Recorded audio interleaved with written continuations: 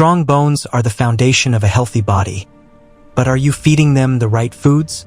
Milk and dairy products are rich in calcium, the key mineral that keeps bones strong and dense. Cheese and yogurt help prevent bone weakness and reduce the risk of fractures.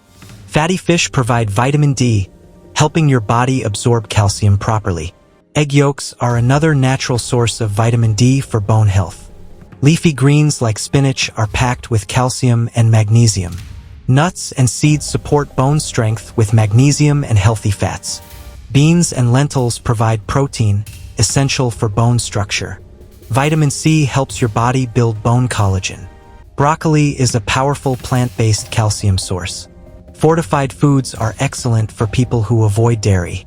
Sunlight works with food to boost vitamin D levels. Without proper nutrition, bones become weak and fragile. Good nutrition during childhood builds lifelong bone strength. Healthy foods slow bone loss as we age. Nutrition works best when combined with daily movement. Too much soda and junk food can weaken bones.